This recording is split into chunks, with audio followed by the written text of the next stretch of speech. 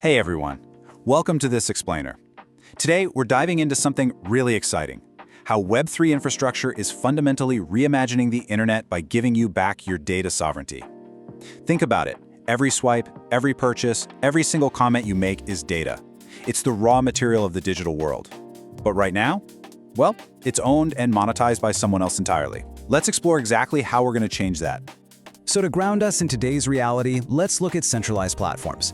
They basically treat your every action as their own proprietary insight to extract massive value. You are the source of all this digital wealth, yet you have virtually no leverage over how your own digital life is monetized. Crazy, right? And just to put the sheer scale of this extraction into perspective, look at this number. By 2027, a single platform is projected to generate $54 billion in ad revenue.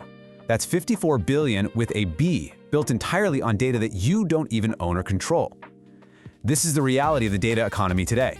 Massive economic moats that are designed to keep you locked inside. Okay, here's our roadmap for today. We'll quickly cover the centralized data monopoly dilemma, move into the true data ownership economy, unpack verifiable credentials and access control, explore the Uptick Network's underlying architecture, and finally, show you how to scan and join the Uptick community. Let's jump right into Section 1, the centralized data monopoly dilemma, which is really the modern internet's core structural flaw.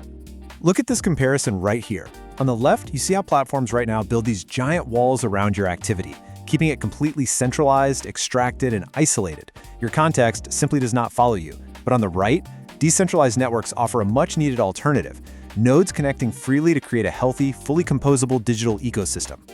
You know how it is. Without portable data, our digital lives are just incredibly fragmented.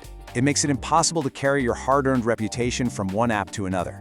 If you're a highly rated seller or, say, a trusted community moderator on one platform, you are completely unrecognized when you move somewhere else. You're basically forced to start completely from scratch. Moving on to Section 2, the true data ownership economy, or how we actually return control back to the users. A truly functioning data economy relies on one beautifully simple principle. Users absolutely must benefit from what they create. Instead of just assuming data belongs to a megacorporation, the focus completely shifts to structuring and sharing your data safely, strictly on your own terms. So instead of being passively monetized, you get to decide exactly who accesses your information, in what format, and for how long. I love this quote here because it hits the nail on the head. Your data transforms into a powerful currency backed entirely by your explicit consent rather than just being a commodity extracted without your permission. All right, Section 3, verifiable credentials and access control.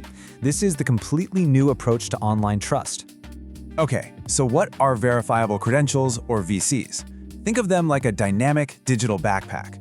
They hold your verified history, things like past purchases, event attendance, or group memberships, without forcing you to over-disclose sensitive personal details. You get to prove exactly who you are without revealing the whole shebang. Because of this setup, platforms literally do not need to hoard your data anymore. They simply respond to privacy-preserving proofs, like zero-knowledge techniques, to verify your status. Trust is externalized. Product logic can trigger just based on you holding a credential, rather than forcing you to create yet another isolated user account. And that ushers in what we call programmable access. It completely removes the need for those brittle, outdated permission systems tied to clunky, centralized databases. Your access becomes dynamic, responding to roles, context, and conditions that you actively govern. It's a real game changer. Which brings us to Section 4, Uptick Network's underlying architecture. Basically, the robust infrastructure for these composable data flows. So, how do we build this? Well, that's where the Uptick Network comes in. They provide the robust credential and decentralized identity stack needed to move from those isolated interactions we talked about to flawlessly composable data flows.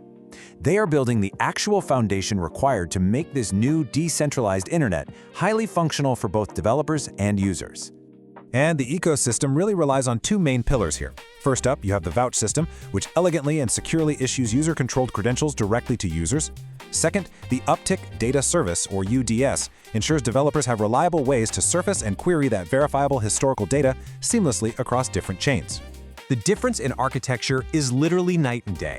Traditional gatekeeping relies on rigid, hard-coded platform logic that causes massive vendor lock-in. Uptick, on the other hand, empowers adaptive experiences through programmable access. It completely replaces static databases with flexible, user-governed conditions. By sharing logic and proofs across different ecosystems, we are literally rebuilding value chains so that your value actually follows you. Whether you're a creator bringing your audience with you, a buyer accessing loyalty perks, or a DAO contributor proving your past governance work, your data is finally working for you.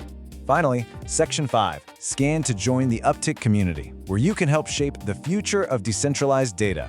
So, Uptick Network actually just launched their special interest groups, or SIGs. These provide the absolutely perfect space to collaborate on the future of composable internet applications. This is exactly where professionals and enthusiasts are gathering right now to build out the next generation of Web3. Whether you're super passionate about the adoption of real-world assets, creator economies leveraging new AI tools, or next-gen lifestyle loyalty programs that span across dining and travel, there is a vibrant, focused discussion group waiting for you to just scan and join. You can also connect directly with the Uptick project across their social channels on X and Discord. It's the best way to stay updated on the latest developer tools, infrastructure rollouts, and community events. Honestly, it is an incredible time to get involved. As we wrap up this explainer, I want to leave you with a final, empowering thought. The infrastructure for data sovereignty is no longer just a theory. It's built, it's composable, and it's waiting for you. In the future internet, will you remain the product, or are you ready to become the owner? Claim your data, join the Uptick community today, and I'll see you there.